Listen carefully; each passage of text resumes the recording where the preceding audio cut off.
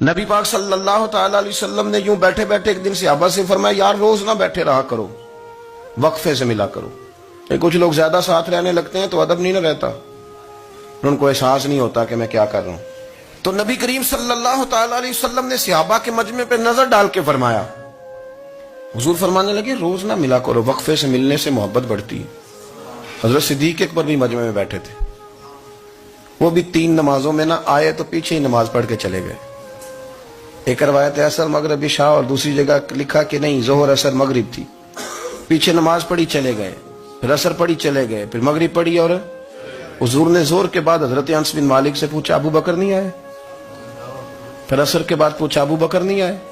پھر مغرب کے بعد پوچھا ابو بکر نہیں آئے؟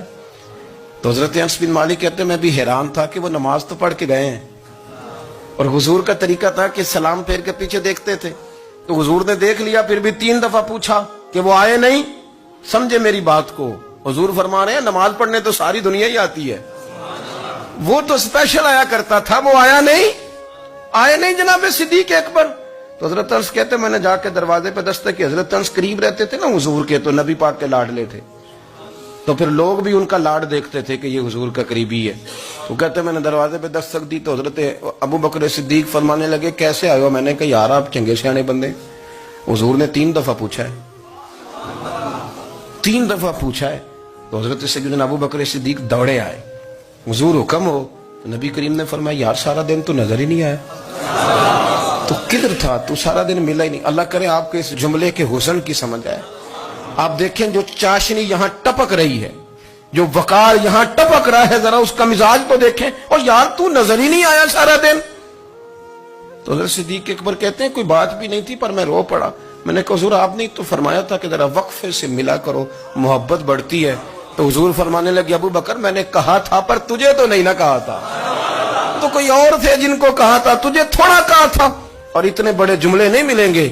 رسول کریم فرمانے لگے تو یہیں رہا کر، تو رہتا ہے تو میرا دل لگا رہتا ہے، یہیں رہا کر، میرے پاس رہا، تو نہ جایا کر یار، تو ادھر ہی رہا۔ او پانی پر نہ سہیلیاں رنگا رنگ کڑے، او سجنوں اسی تے پریا اس دا جانیے جس دا توڑ چڑھے۔ آپ ذرا اس لطف کو آپ دیکھیں، اس ذائقے کو۔ میرا دل کرتا ہے کہ میں یہ حدیث نہ لوگوں کی روحوں تک اتار دوں۔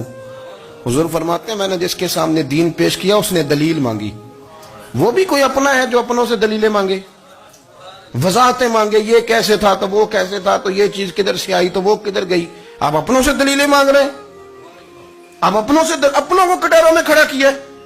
حضور یہ نہیں فرماتے کہ دلیل تھی کوئی نہیں، فرمایا جس نے مانگی میں نے دی دلیل، اور لوگ دلیل دیکھ کے مسلمان ہوئے۔ حضور فرماتے ہیں لوگوں سنو یہ میرا ابو بکر ہے، میں نے اسے کہا کلمہ پڑھ لے، اس نے دلیل ہی کوئی نہیں مانگی، فوراً ہی کلمہ پڑھ کے مسلمان۔ یہ احساس ہے۔ یہاں تو تھک گئے لوگ اپنوں کو دلیلیں دیتے، وہ جی ویسے کیسے تھا، تو ایک بندہ یہ کہہ رہا تھا تو دوسرا کہنے دے جو دنیا کہتی ہے، تو اپنی بات کر، تو بتا تو کیا کہتا ہے، اپنی رائے بیان کر، تیرا نظریہ کیا ہے، تیرا ذوق کیا ہے، تو چھوڑ لوگ کیا کہتے ہیں، اپنی بات کر۔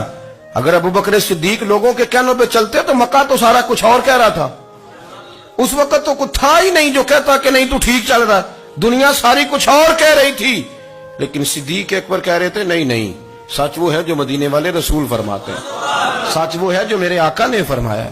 اپنی زندگی میں انہوں نے بتایا لوگوں کو کہ دین کا مزہ لینا ہے تو پھر ذرا غلامی کر کے آتا ہے، پھر ذرا پورا پیار کر کے آتا ہے، پھر پوری محبت